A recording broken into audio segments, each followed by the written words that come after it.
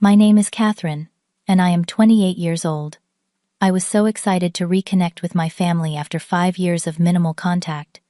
My marketing career had finally taken off, and I wanted to share my success with them. But 3 days after our heartfelt reunion, I discovered my bank account had been completely drained. When I called my father in panic, his response chilled me to the bone. He simply shrugged and said, "We needed it." If you are watching this and know what it is like to have family betray your trust, let me know in the comments and hit subscribe. This story might help you see what is possible when you stand up for yourself. Growing up in our small Pennsylvania town was never easy. Our household constantly teetered on the edge of financial collapse. My father Harold, now 55, had an endless string of money problems that seemed to follow him like a shadow. He was always the one at family gatherings passing around IOUs instead of Christmas gifts, borrowing from relatives with promises of repayment that rarely materialized. My mother Elizabeth worked 2 jobs to keep us afloat. She was a nurse by day and waitressed on weekends, often coming home with dark circles under her eyes, but still managing to help me with homework. She was the glue that held our family together, always making sure Timothy and I never felt the full weight of our financial struggles. When I was 19, tragedy struck. My mother was diagnosed with aggressive lung cancer, despite never having smoked a day in her life. Within 6 months, she was gone, leaving a void that could never be filled. Her death was the first earthquake in my life, but the aftershocks would continue for years to come. After her funeral, I discovered that the modest life insurance policy she had maintained was mysteriously gone. Dad claimed the benefits had been used for her medical bills, but something in his explanation never quite added up. I was too grief-stricken to investigate further. With Mom gone, I was suddenly on my own. Dad seemed to collapse inward, spending more time at local bars than at home. Timothy, only 13 at the time, became increasingly withdrawn. I knew I needed to forge my own path, so I applied for every scholarship I could find and worked multiple jobs to put myself through state college. Those years were grueling. I would study during the day, work evening shifts at a call center, and then wait tables on weekends. Sometimes, I would go days surviving on ramen noodles and coffee. Meanwhile, Harold would occasionally call, not to check on my well-being, but to ask if I could loan him money for bills or to help with Timothy. Against my better judgment, I sent what little I could spare, often skipping meals to help them.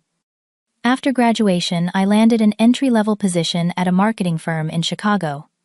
I threw myself into my work, slowly building a reputation for creativity and dedication. Each promotion felt like a victory over my difficult past. By 28, I had become a marketing executive with a comfortable salary, a modern apartment, in a good neighborhood, and most importantly, financial stability. My relationship with my family had become increasingly distant over the years. Phone calls with my father dwindled to brief, awkward exchanges on holidays. Timothy and I occasionally texted, but he seemed to have adopted our father's perspective that I had somehow abandoned them by moving to Chicago to pursue my career. When the invitation to the family reunion arrived in my email, my first instinct was to decline. It came from my Aunt Barbara, my mother's sister, who had always been kind to me, but remained close to my father, despite knowing his flaws. The reunion would be held at the old family property where my grandparents had once lived, now owned by my Uncle Frank. "I do not think I can make it," I told my best friend Lauren over coffee one Saturday morning. "Every time I interact with my dad, I end up feeling guilty and manipulated." Lauren looked at me thoughtfully. "Catherine, maybe it is time to try again. You have established yourself now. You are stronger. Plus, do not. You want to see how Timothy has grown up. He must be in college by now." She had a point. Timothy would be 22, and I had missed so much of his life. Despite our strained relationship, he was still my little brother. I also missed my extended family, the cousins I had grown up with, the aunts and uncles who had been present throughout my childhood. "Just be careful," Lauren added, knowing my history all too well. "Do not share too many details about your finances. You know how your dad can be." I nodded, remembering the time in college when I had mentioned receiving a small academic award with a cash prize. Within days, my father had called with a desperate story about the electricity being shut off. I had sent him the entire amount, only to later learn from Timothy that the utilities had been fine, but Dad had bought a used motorcycle that he ended up selling a month later. Despite these memories, I decided to attend the reunion. I took time off work, purchased thoughtful gifts for everyone, and even bought a new outfit for the occasion. The drive from Chicago to rural Pennsylvania gave me time to mentally prepare. I rehearsed setting boundaries and reminded myself that I was no longer the vulnerable teenager, desperate for family approval. As I crossed the state line, I felt a mixture of hope and apprehension. Part of me yearned for reconciliation, for the warm embrace of family connections. Another part remained vigilant, protective of the life and security I had worked so hard to build. Little did I know that this reunion would test those boundaries in ways I could never have imagined. The family property looked smaller than I remembered. The white farmhouse, with its wraparound porch and faded blue shutters, sat on 5 acres of land, dotted with oak trees. As I pulled into the gravel driveway, I spotted several familiar cars, and a few I did not recognize. My heart raced as I stepped out of my car. Before I could grab my bags, the front door burst open and Aunt Barbara came rushing out. "Catherine, oh my goodness, look at you," she exclaimed, enveloping me in a hug that smelled of the same perfume she had worn my entire life. So professional and grown up. Elizabeth would be so proud. The mention of my mother sent a familiar pang through my chest, but I smiled through it. "It is good to see you, Aunt Barbara. Thanks for organizing all this." "Well, come on in. Everyone is so excited to see you." Inside, the house buzzed with activity. Uncle Frank was manning a grill on the back patio. Cousins I had not seen in years were scattered throughout the house, some with spouses and children I had never met. I made my rounds, exchanging hugs and catching up on their lives. "Look who finally decided we were good enough for her," came a gruff voice from behind me. I turned to see my father, Harold, leaning against the doorframe. He looked older than his 55 years, his face weathered and his clothes hanging loosely on his frame. Despite my resolve, my stomach tightened at the sight of him. "Hi, Dad," I said, stepping forward to give him an awkward hug. He patted my back stiffly. "Nice car," he commented, nodding toward the window. "Must be doing well for yourself in the big city." Before I could respond, Timothy appeared beside him. My little brother was no longer little. He stood nearly 6 feet tall, with our mother's gentle eyes contrasting sharply with a hardened expression that reminded me too much of our father. "Hey, Cat," he said, using my childhood nickname that no one had called me in years. "Timothy," I smiled, genuinely happy to see him. "You look great. How is college going?" A strange look passed between my father and brother. "It is going," Timothy replied vaguely. "When I can afford the tuition." "Your brother is studying computer science," Harold interjected proudly. "Smart as a whip. Gets that from me." I bit back a retort about who had actually helped Timothy with his homework all those years. Instead, I asked, "Which university?" "State," Timothy replied. "Same as you went to." "That is great," I said, wondering if he had received any scholarships like I had. "We will have to compare notes later." The conversation shifted as Aunt Barbara announced that dinner was ready. We all filed onto the back patio where tables had been set up under strings of lights. I found myself seated between my cousin Brittany and Uncle Frank's new wife Denise. Brittany leaned over during the meal. "So tell me about Chicago. You are like what, a marketing director now?" "Executive," I corrected, unable to keep the pride from my voice. "I just got promoted last month." "That is amazing," Brittany said. "You always were the ambitious one.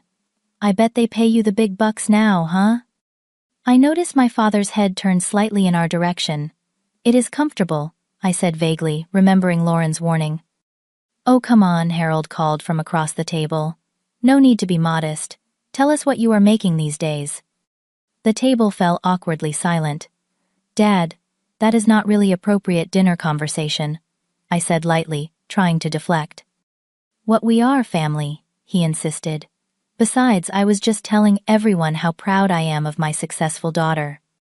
To change the subject, I asked Timothy about his classes, and was relieved when he began talking about a programming project. The conversation gradually returned to normal, but I could feel my father's eyes on me throughout the meal. After dinner, as everyone was helping clean up, Harold cornered me in the kitchen.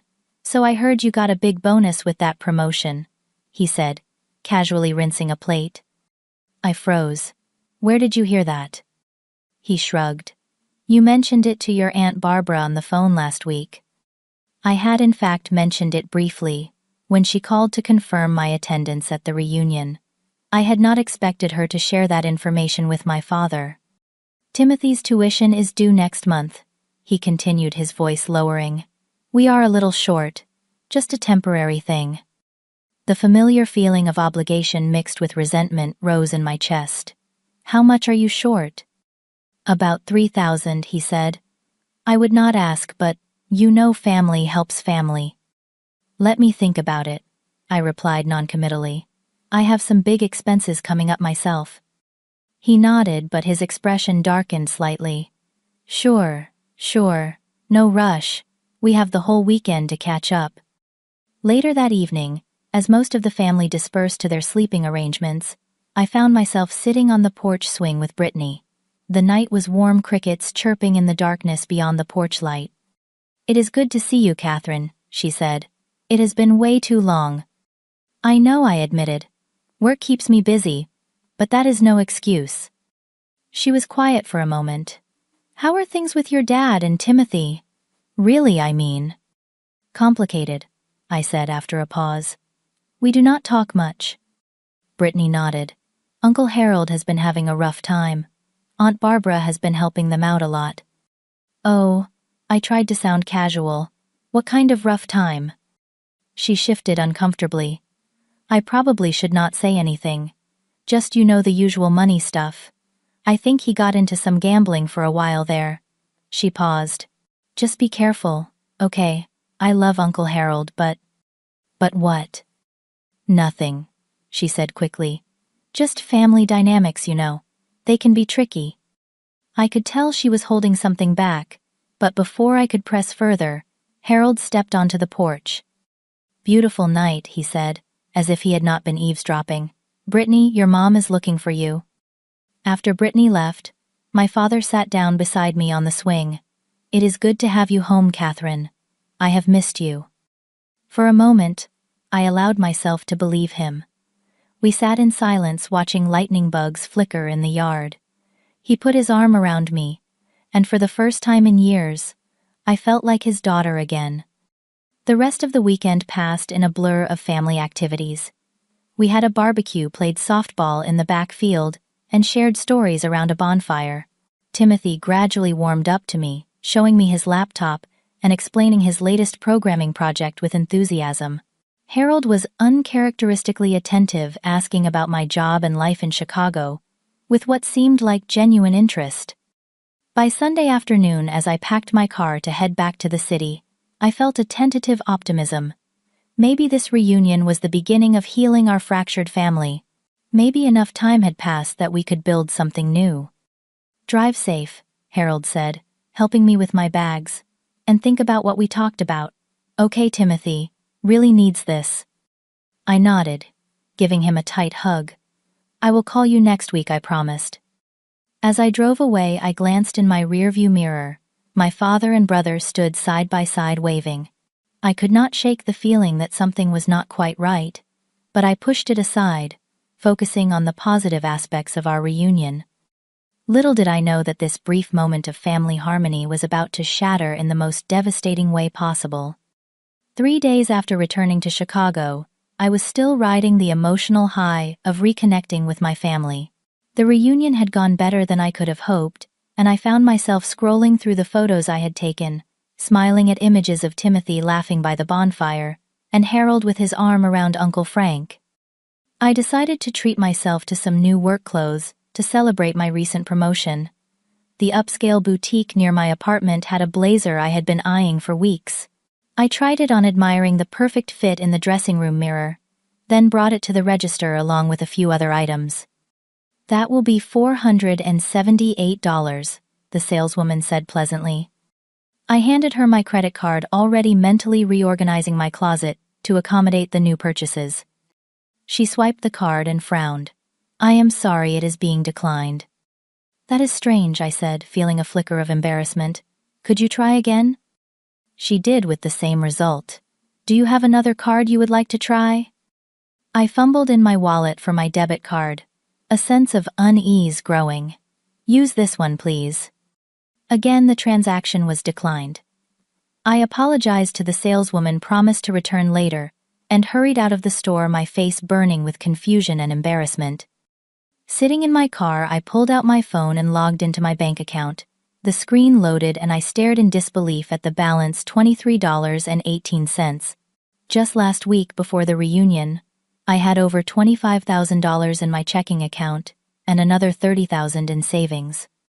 My hands shaking, I scrolled through the recent transactions.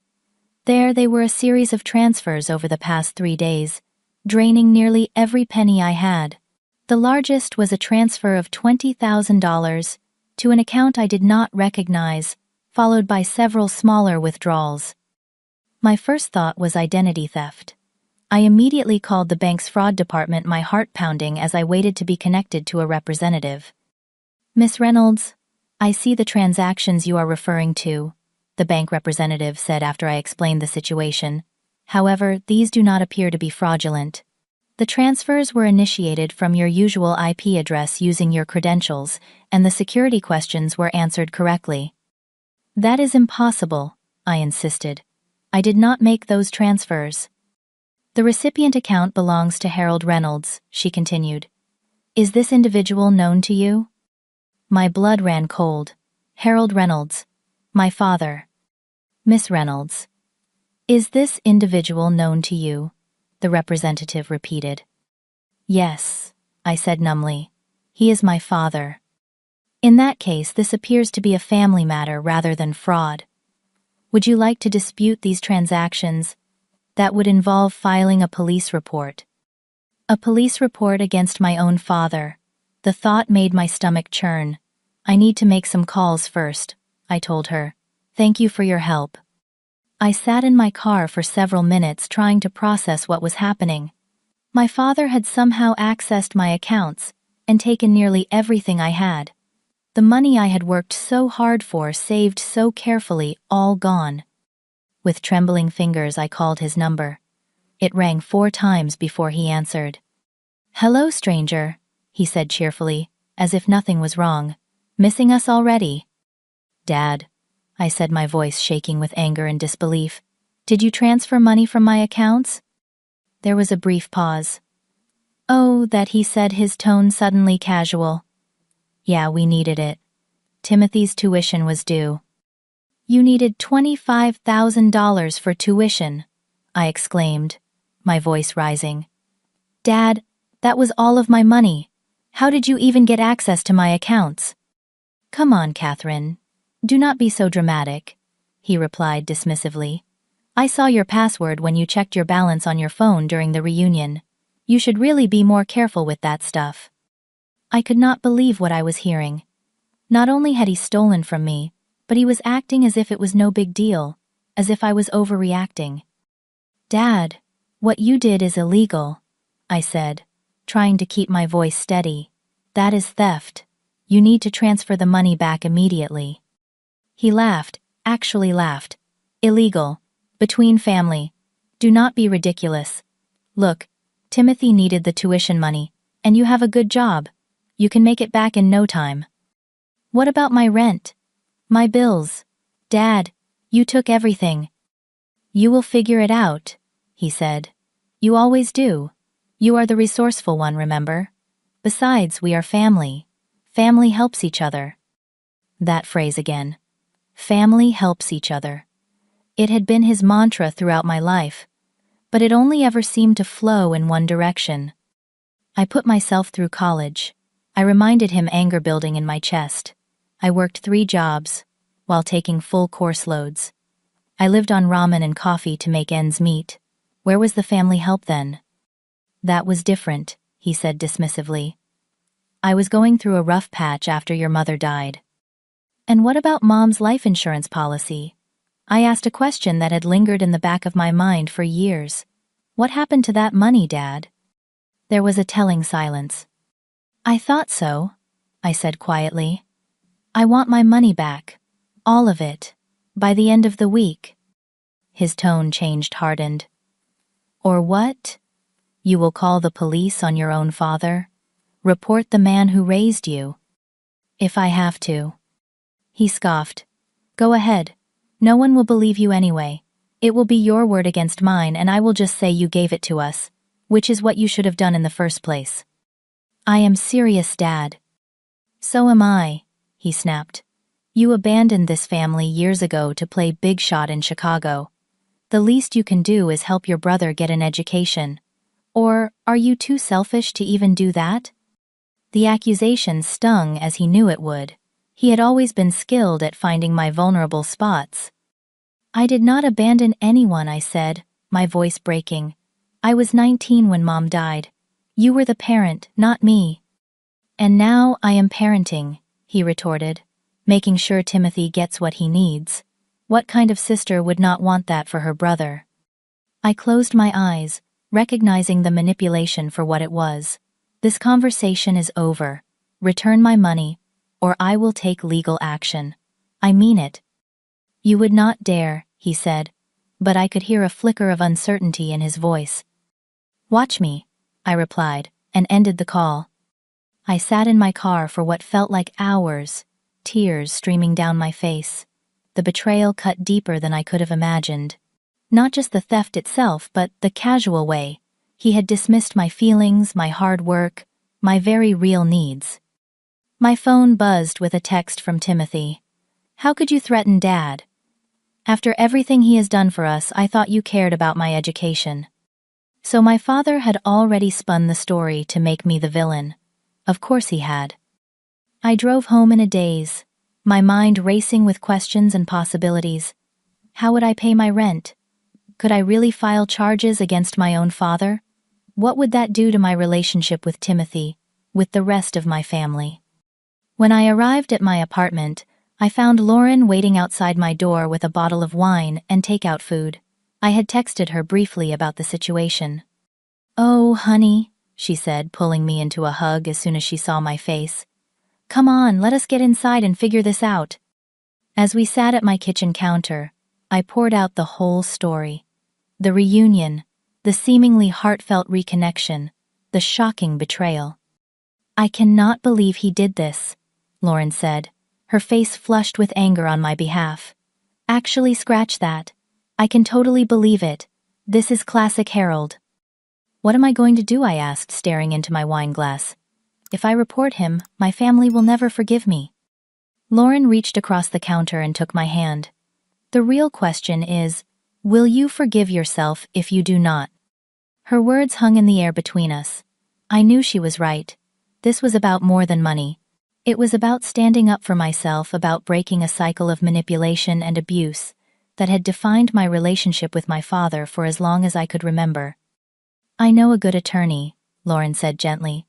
Jennifer Taylor. She specializes in cases like this. Cases of fathers stealing from their daughters, I asked with a bitter laugh. Financial abuse, Lauren corrected. It is more common than you think, especially in families. And Catherine, what your father did is not just morally wrong, it is a crime.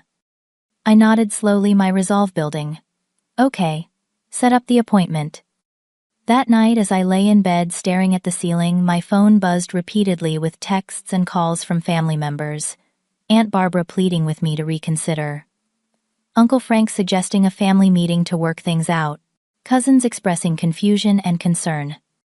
I ignored them all, focusing instead on the decision I had made. For once in my life, I would not allow my father's manipulation to dictate my actions. I would stand up for myself, whatever the consequences might be. The last text I received that night was from my father. You will regret this. Family should stick together. I typed a response with steady fingers. See you in court. The law office of Jennifer Taylor was located in a sleek downtown building with a view of Lake Michigan. Jennifer herself was a petite woman in her 40s, with sharp eyes and a no-nonsense demeanor that immediately put me at ease. Tell me everything, she said after the introductions were complete.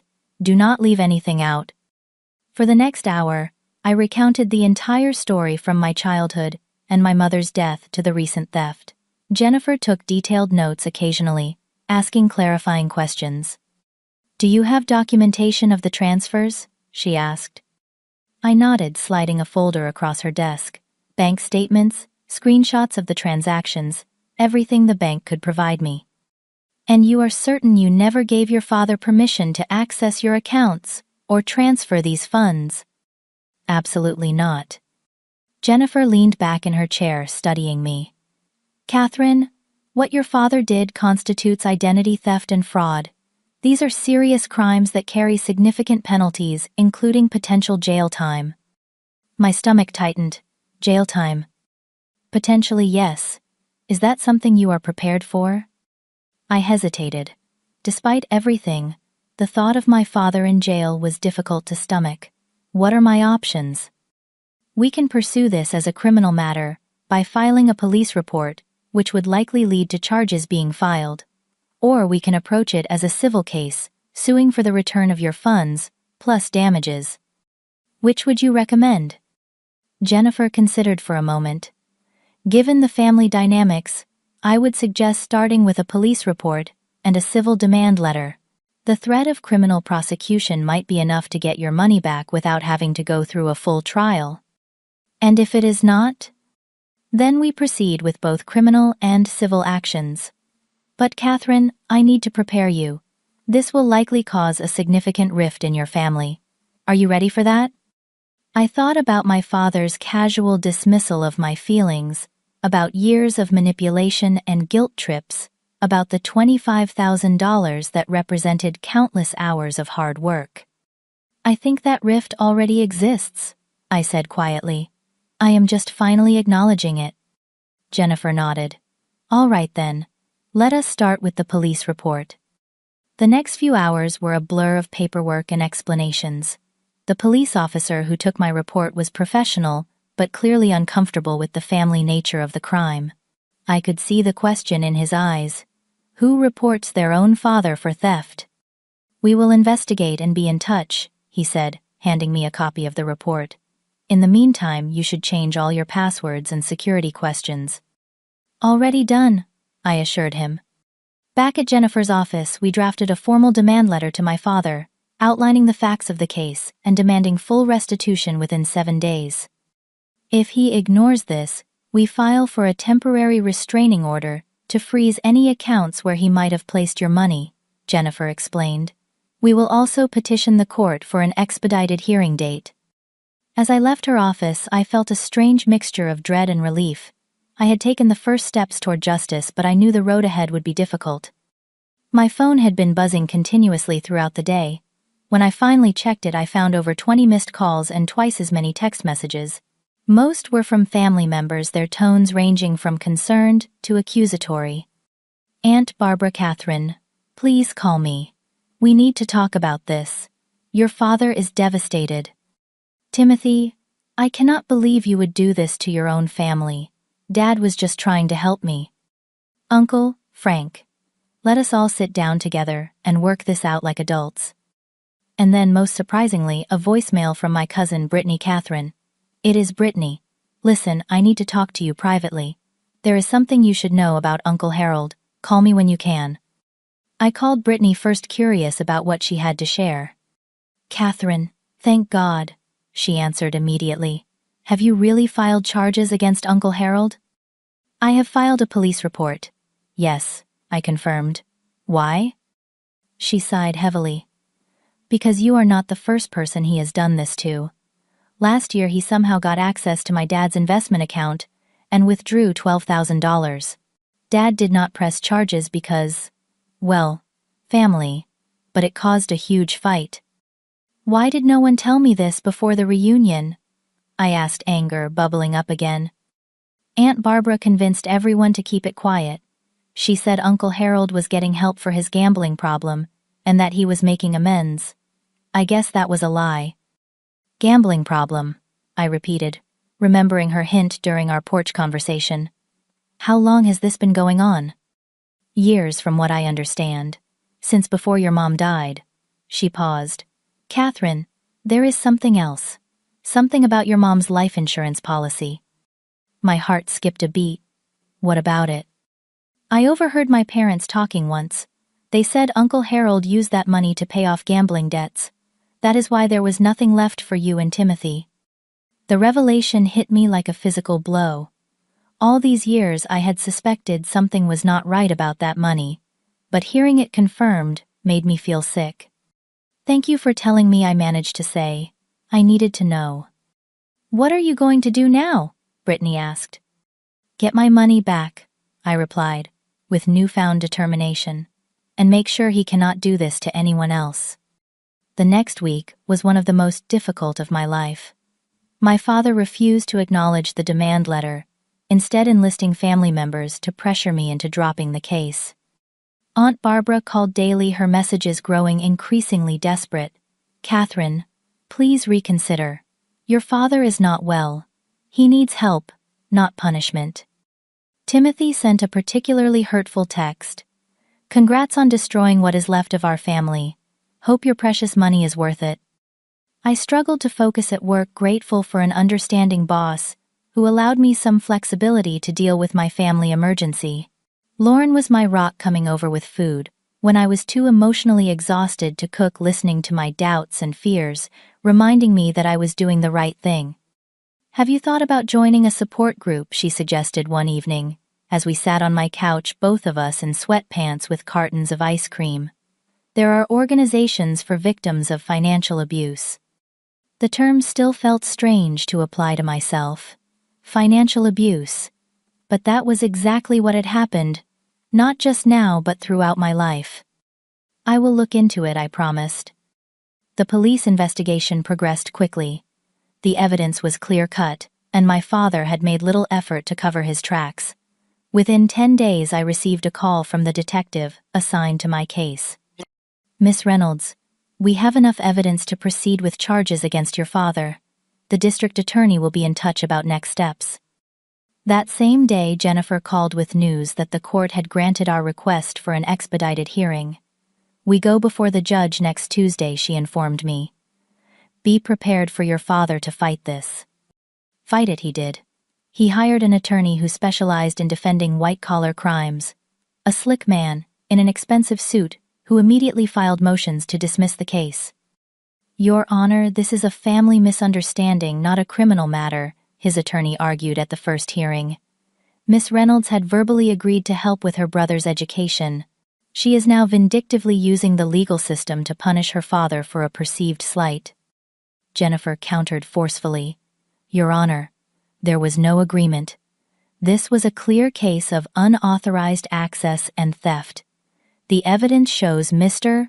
Reynolds deliberately stole his daughter's password and systematically drained her accounts without her knowledge or consent.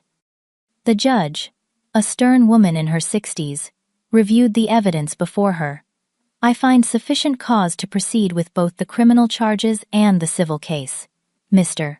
Reynolds, I am issuing a temporary order, freezing all your financial accounts, pending resolution of this matter. We will reconvene for trial in 2 weeks.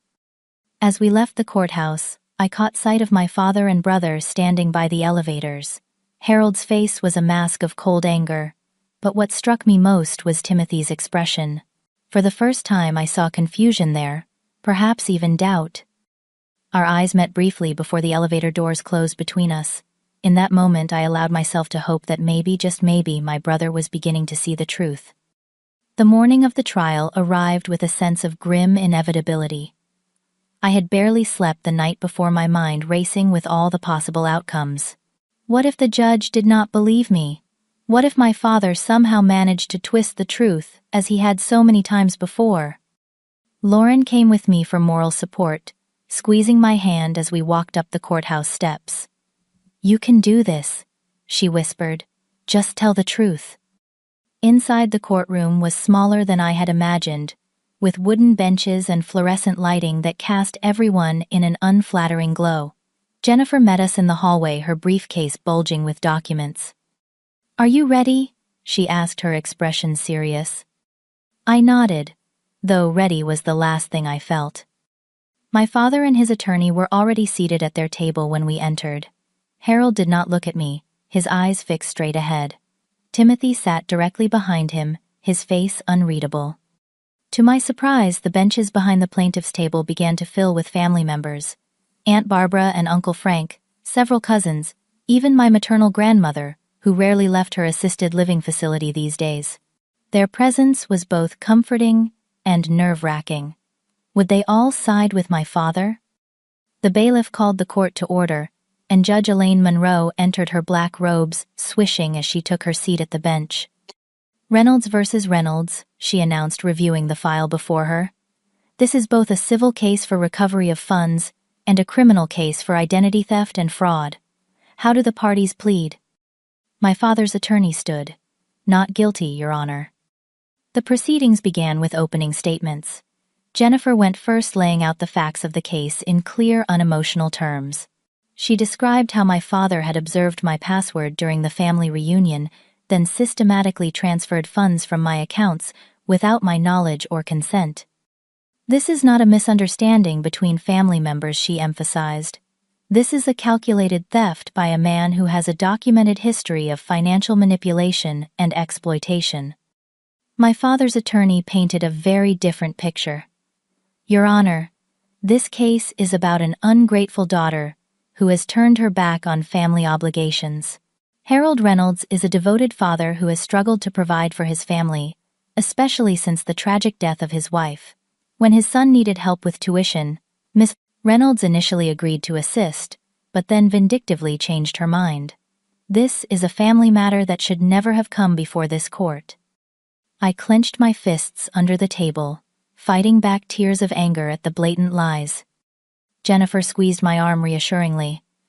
"They have no evidence of any agreement," she whispered. "Do not worry." I was called to testify first. Walking to the witness stand felt like moving through water, each step heavy and slow.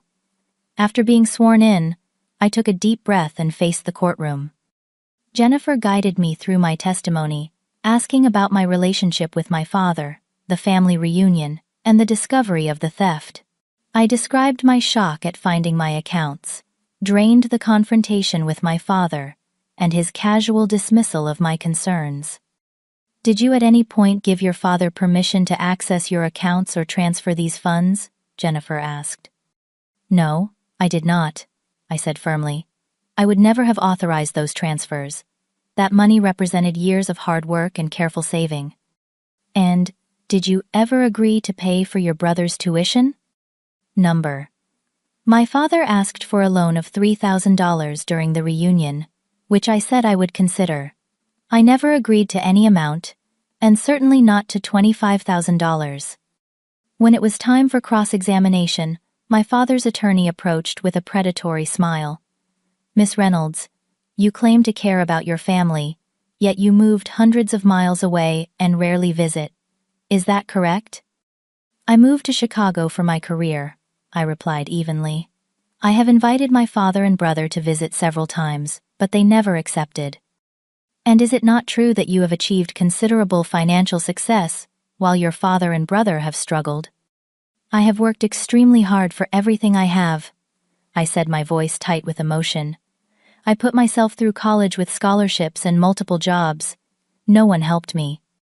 "So you admit that you have not been willing to help your family despite your financial ability to do so?" Jennifer stood. "Objection, Your Honor. Counsel is mischaracterizing the witness's testimony." "Sustained," the judge ruled. "Counsel, please stick to relevant questions." The attorney changed tactics. "Miss Reynolds, did you ever explicitly tell your father he could not use your password if he saw it?" "I never imagined I would need to tell my father not to steal from me," I replied, unable to keep the bitterness from my voice.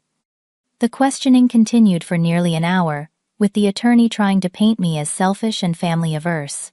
By the time I stepped down from the witness stand, I was emotionally drained, but felt I had held my ground. My father testified next, spinning a tale of family loyalty and misunderstanding. According to him, I had verbally agreed to help with Timothy's education, and had even given him my password during the reunion. She knew I was going to transfer the money, he claimed. We discussed the amount. She just changed her mind afterward, and decided to punish me by bringing these charges. His performance was convincing, his expression earnest as he looked at the judge. I had seen this face before, the sincere mask he wore when manipulating others. Jennifer's cross-examination was surgical. Mr. Reynolds, can you provide any evidence of this alleged agreement? Text messages, emails, witnesses. It was a private conversation, he hedged. Family business. So that is a no, Jennifer pressed. What about your gambling debts? Is it true that you have a history of borrowing or taking money from family members to cover gambling losses?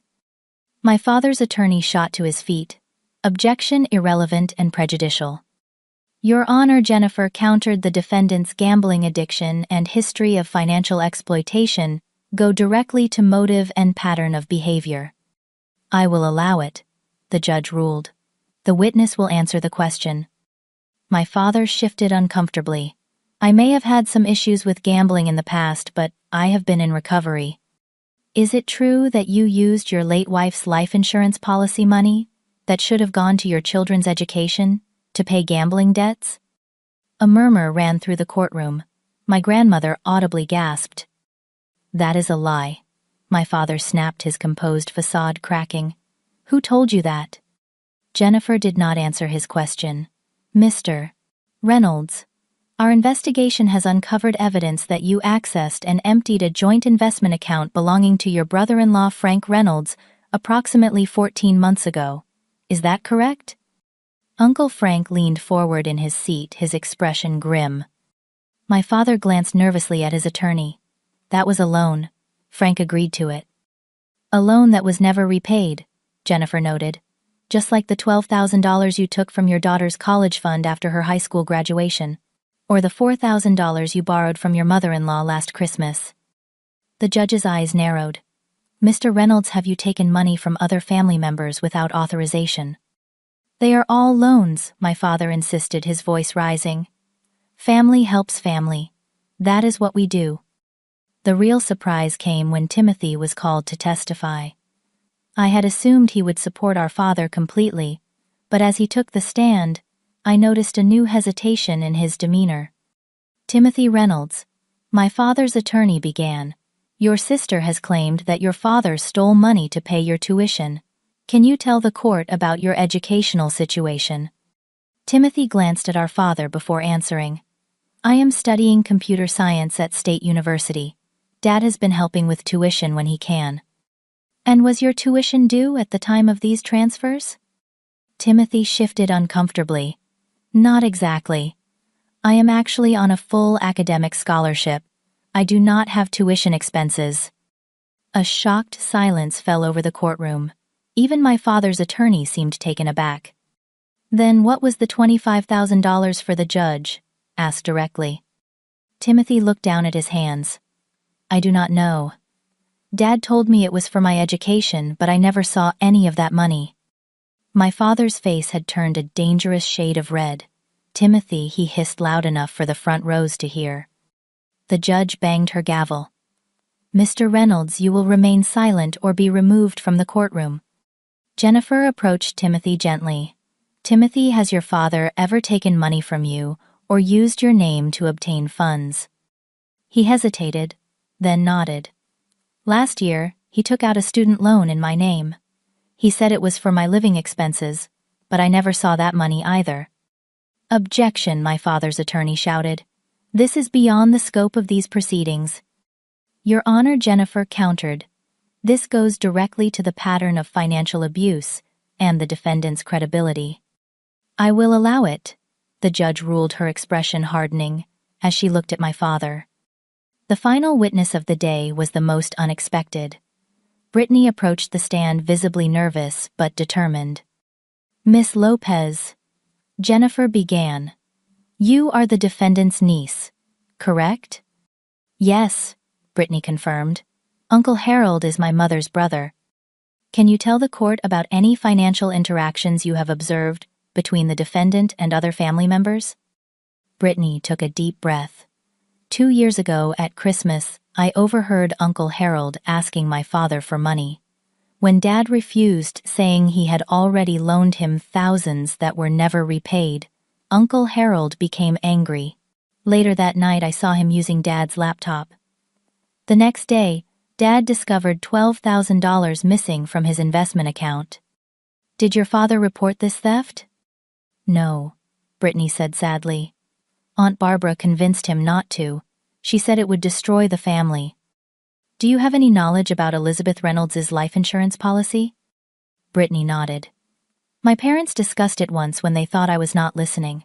They said Uncle Harold had used that money, which should have gone to Catherine and Timothy, to pay off gambling debts. My father stood up abruptly. This is all lies. They are all turning against me. The judge banged her gavel. Mr. Reynolds, sit down immediately, or you will be held in contempt. He remained standing, his face contorted with rage. I was trying to hold this family together. After Elizabeth died, I was all they had. Bailiff, the judge ordered. Please restrain the defendant. As the bailiff approached, my father pointed at me. You ungrateful brat, I gave you everything. You gave me nothing, I said quietly, the words carrying in the sudden silence. You took. You always took. The bailiff escorted my father from the courtroom as he continued to shout accusations. The judge called a 15-minute recess to restore order.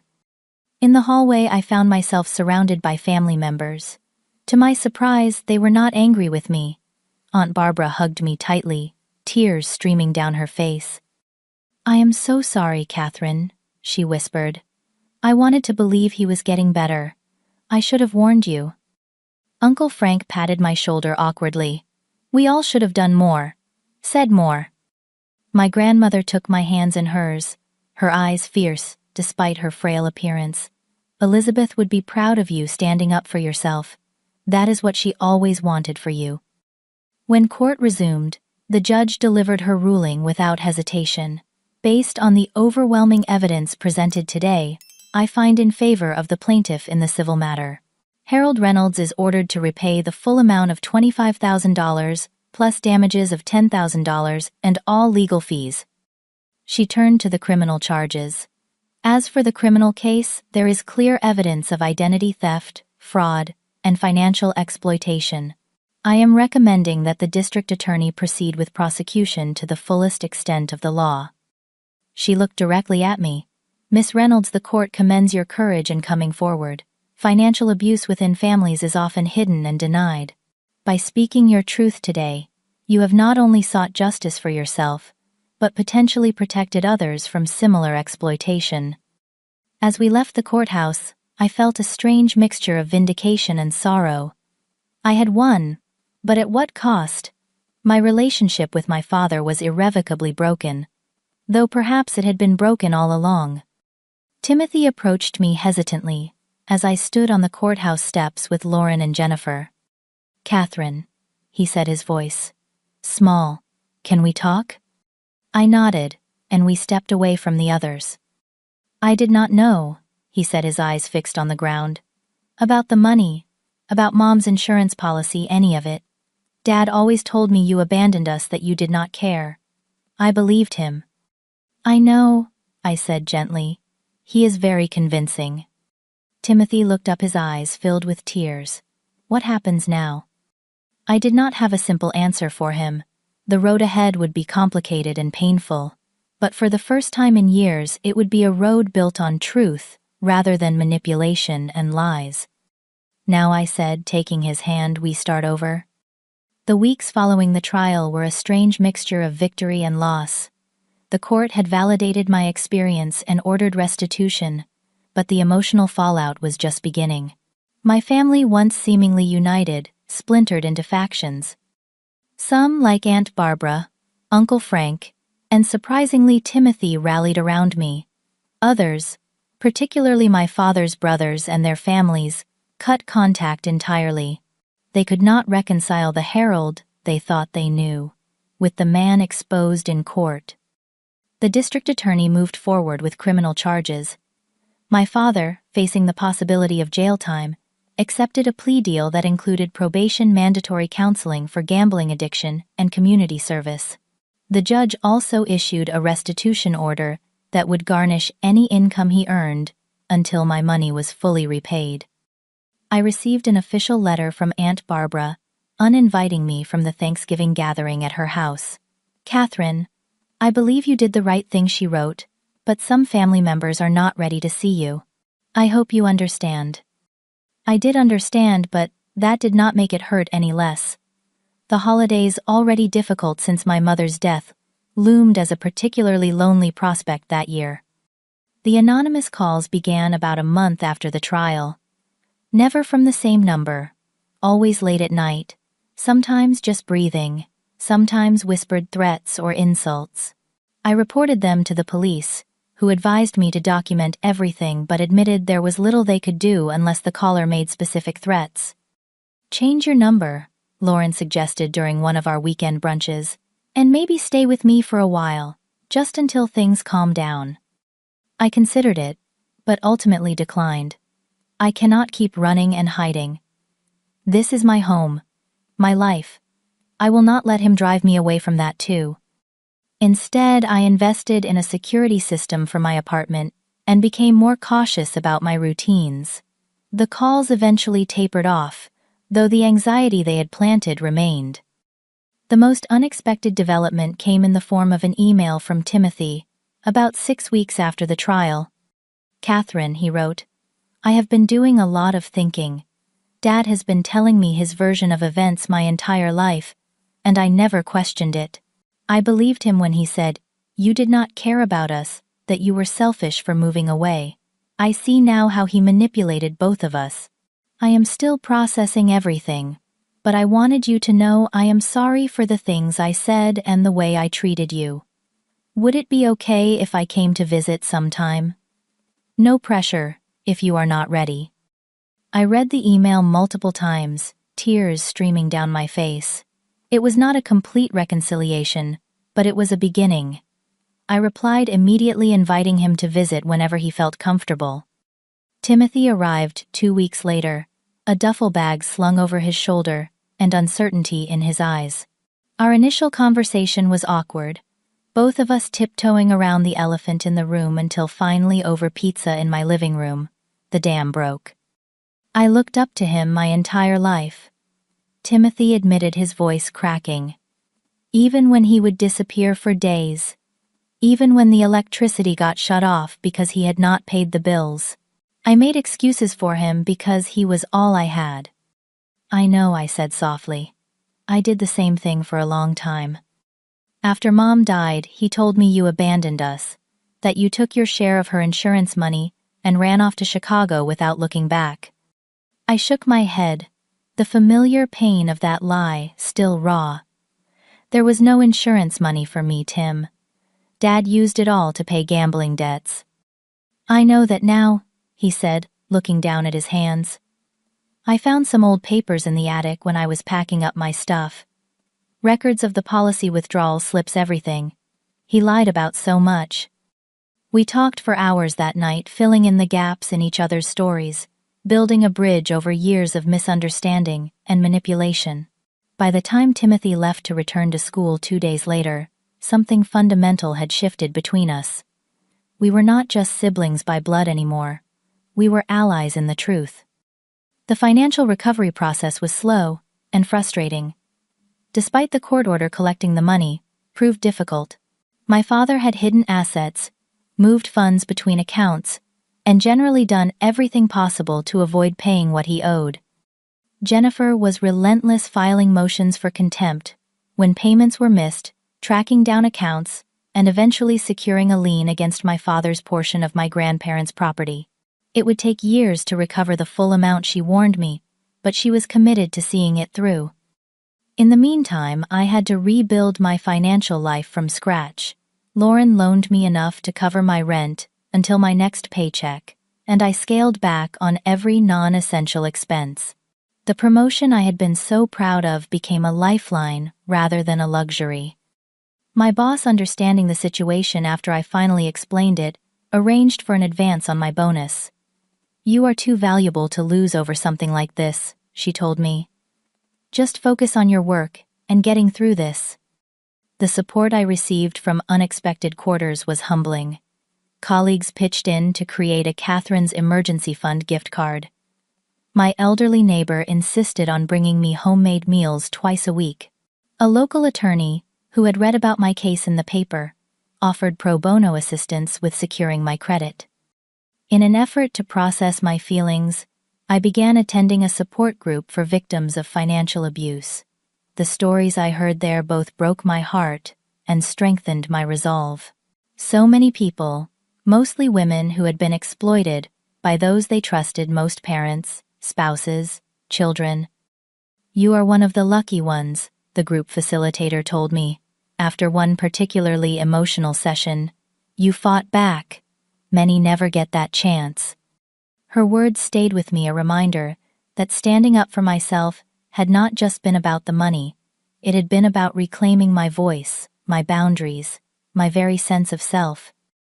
3 months after the trial, I received an unexpected email from Aunt Barbara. It contained a simple apology and an invitation to coffee. When we met at a quiet cafe near my apartment, she seemed to have aged years in just a few months. "I need to tell you something," she said after we had exchanged awkward pleasantries. "I knew more than I let on. About Harold's gambling, about how he treated you after Elizabeth died. I should have said something, done something." "Why did not you?" I asked, not accusingly, but genuinely curious. She sighed, turning her coffee cup in small circles. "Family loyalty, I suppose, and denial. It is easier to pretend everything is fine than to confront the ugly truth that someone you love is capable of such harm."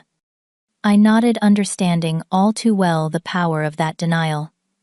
I felt the same way for a long time. "The thing is," Aunt Barbara continued, "Elizabeth knew. About the gambling, I mean. She tried to protect you kids from it, put money aside in separate accounts. When she got sick, she made me promise to look out for you. I failed her, and I failed you.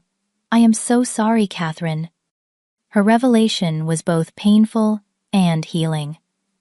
The knowledge that my mother had tried to protect us, that she had seen the truth about my father, was a gift I had not expected. As the months passed, I slowly rebuilt my life. My credit score recovered. My savings account began to grow again, though more modestly than before. I moved to a smaller apartment to reduce expenses and adopted a rescue cat for company. The holiday season approached, and for the first time I decided to host a gathering of my own. Not a traditional family Thanksgiving, but a celebration of chosen family. Lauren and her boyfriend Timothy, who took the bus from college, a few close colleagues, my neighbors, and even Jennifer, who had become more than just my attorney. As we sat around my small dining table, mismatched dishes holding potluck contributions, I looked at the faces of those who had stood by me through the darkest period of my life.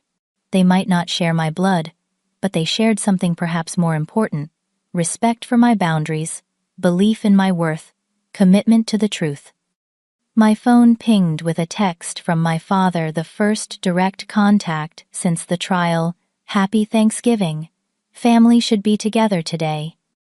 I read it once, then put my phone away without responding. He was right about one thing: family should be together, and mine was right here around this table. 1 year after the trial, I stood in front of the mirror, adjusting my new blazer. The promotion to senior marketing executive had come with a substantial raise, finally allowing me to rebuild my emergency fund and even start investing again. The woman in the reflection looked different from the one who had discovered her accounts drained after the family reunion. Her eyes were clearer, her stance more confident. The doorbell rang, and I welcomed Timothy, now in his final year of college. His visits had become regular, our relationship growing stronger with each honest conversation. He had brought his girlfriend, this time a soft-spoken engineering student named Andrea.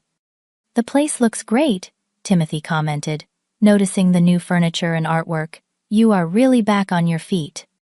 Getting there, I agreed, leading them to the living room where I had prepared snacks. "How are finals going?" As Timothy launched into a story about his programming project, I felt a surge of gratitude for this reclaimed relationship. We had lost so many years to our father's manipulations, but we were making up for lost time. The healing process had not been linear. There were days when anger still consumed me, when I would wake up from nightmares about financial ruin, when the betrayal felt as fresh as the day I discovered it. My therapist, Dr. Patrice, assured me this was normal. "Trauma does not heal in a straight line," she would remind me during our sessions. "Some days will be better than others. The goal is not to erase the pain, but to learn to carry it differently." I had taken her words to heart, allowing myself to feel the full range of emotions without judgment. The anger, the grief, the fear, even the lingering love for the father I had once believed in. All of it was part of my story. Harold had made minimal efforts at amends. The court-ordered payments arrived irregularly, always the bare minimum required to avoid further legal consequences. He sent birthday cards with token gifts and occasional texts that felt more like maintaining a record of contact than genuine communication. Timothy kept me updated on their interactions, which had become strained and infrequent. "He still will not admit what he did," Timothy told me during one visit. "He talks about it like it was a misunderstanding, or like you overreacted. I cannot listen to it anymore." My father's continued refusal to take full responsibility was painful, but no longer surprising. I had accepted that genuine remorse might never come, and strangely, that acceptance had been liberating. My healing could not depend on his acknowledgement. In an unexpected twist, my experience had led to a new avenue of purpose. I began volunteering with a financial literacy program for young adults, aging out of foster care, teaching them how to protect themselves from exploitation and build financial security.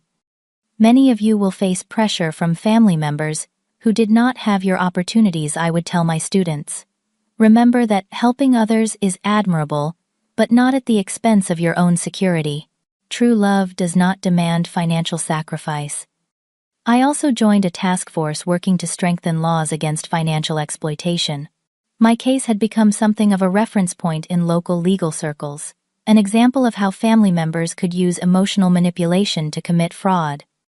The process of rebuilding had taught me to define family in a new way. Blood connections, I realized, were just one type of bond, and not necessarily the strongest. True family consisted of those who respected your boundaries, celebrated your successes without envy, and loved you enough to tell you difficult truths. Lauren remained my steadfast friend, the sister I had chosen rather than been born to. When she announced her engagement, she asked me to be her maid of honor, a role I accepted with tears of joy. "You know," she said, "as we shopped for her wedding dress, watching you stand up to your dad changed me too. I realized how important it is to set boundaries even with people you love." My professional life flourished in ways I could not have anticipated. The focus and determination I had developed through adversity translated into leadership skills that caught the attention of senior management. When a position opened for a director of marketing operations, I applied and was selected over candidates with more years of experience. "You have something they do not," my boss explained when she offered me the role: "resilience and perspective. You do not crack under pressure, and you can see the bigger picture." The financial recovery continued gradually. Jennifer, true to her word, pursued every legal avenue to enforce the court's judgment. By the 1-year mark, I had recovered almost half of what was stolen, enough to rebuild my emergency fund and begin thinking about the future again. Timothy's graduation approached a milestone. I was determined to celebrate properly. I arranged for us to have dinner at an upscale restaurant after the ceremony. Just the two of us. "I have something for you," I told him, sliding an envelope across the table after our meals arrived. He opened it to find a check for $5,000. "Catherine, I cannot take this," he protested. "You are still recovering financially." "It is not from me," I explained. "Well, not directly. It is your portion of what we have recovered so far from Dad. That money was supposed to be our inheritance from Mom to help us build our futures. I want you to have your share." Timothy's eyes filled with tears. I do not know what to say. "Say you will use it wisely," I suggested. "Start your emergency fund, maybe. That is what Mom would have wanted." He nodded carefully, folding the check and placing it in his wallet. "I will. And Catherine, thank you for not giving up on me, even when I was awful to you." "You are my brother," I said simply. "That never changed." As summer turned to fall, I received an unexpected letter from my grandmother. Her health had been declining, and her handwriting was shaky but determined. "My dear Catherine," she wrote, "I have been thinking about courage lately. It comes in many forms. Your mother had it when she faced her illness. You have it in how you stood up for yourself. I want you to know how proud I am of you. Family is complicated, but truth is simple. You chose truth, and that was the right choice." Her words were a balm to my soul, a confirmation that I had not destroyed my family by seeking justice, as my father had claimed. I had simply refused to participate in the fiction that had allowed harmful patterns to continue for generations. The holidays approached again, and this time the prospect did not fill me with dread. I had plans to spend Thanksgiving with Lauren's family, Christmas with a group of friends, and New Year's with Timothy and Andrea. My calendar was full of genuine connections, rather than obligatory gatherings filled with tension and unspoken resentments. One crisp October evening, as I walked home from the train station, my phone rang with an unfamiliar number. I almost did not answer, wary of the anonymous calls that had plagued me after the trial. Something made me accept the call. "Catherine," a female voice asked. "This is Denise, Uncle Frank's wife. I hope it is okay that I called." "Of course," I said, surprised. Denise and I had never been particularly close. "Is everything all right?" "Yes, I mean mostly." She hesitated. "Your father had a minor heart attack yesterday. He is stable, but I thought you should know." The news hit me with unexpected force. Despite everything, some part of me still cared what happened to him. "Thank you for telling me. Is he at County General?" "Yes. Listen, Catherine. I know things have been difficult, but Frank and I both think what you did was brave. It opened a lot of eyes in the family." After we hung up, I stood on the sidewalk for several minutes, processing my feelings. Should I visit him? Send a card? Ignore the news entirely? None of the options felt quite right. In the end, I sent a simple text message. "Heard about your heart attack. Hope you are recovering well." It was neither forgiveness nor continued anger, just a basic human acknowledgement. His reply came hours later. "Thank you. Would like to see you sometime." I did not respond immediately. The prospect of seeing my father again stirred up a complex mix of emotions. Dr. Patrice had been helping me understand that forgiveness did not necessarily mean reconciliation, that I could release my anger without inviting further harm. "Forgiveness is for you, not for him," she had explained. "It is about freeing yourself from the burden of resentment. It does not mean you have to have a relationship with someone who has not demonstrated real change." After careful consideration, I replied, "Maybe someday. Not ready yet." It was an honest answer, one that honored both my healing journey and the reality that trust once broken could not be instantly restored. It would require consistent evidence of change on his part, a commitment to truth and accountability that he had not yet demonstrated. As the one-year anniversary of the trial approached, I decided to mark the occasion not with sadness but with celebration. I invited those who had supported me through the ordeal to a small gathering at my apartment. "What are we celebrating exactly?" Lauren asked, as she helped me arrange flowers and set out appetizers. "Survival," I replied. "Resilience. The fact that someone tried to break me and I am still standing." The evening was filled with laughter, good food, and genuine connection. Looking around at the faces of my chosen family, I felt a profound sense of peace. The path to this moment had been painful, but the destination was worth the journey. Later, after everyone had gone home, I sat alone on my balcony, watching the city lights twinkle against the night sky. I thought about all I had learned in the past year, lessons paid for dearly, but valuable beyond measure. I had learned that family is defined by actions, not blood, that love without respect is merely manipulation, that standing up for yourself is not selfish but necessary, that vulnerability is not weakness but courage. Most importantly, I had learned that I was stronger than I had ever imagined. The woman who had once accepted manipulation as the price of family connection now knew her own worth, set clear boundaries, and surrounded herself with people who honored them.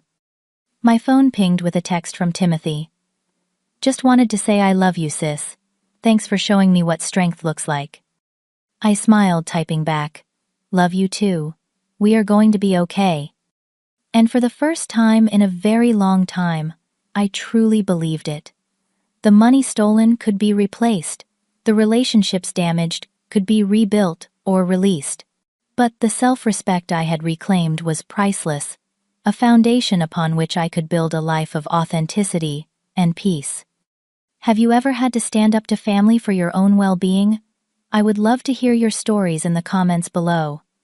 Sometimes the hardest boundaries to set are with those we love the most. If this story resonated with you, please hit that like button and subscribe to hear more stories about finding strength in difficult situations. Remember, choosing yourself is not selfish, it is necessary. Thank you for listening, and may you find the courage to protect your peace, whatever that might look like for you.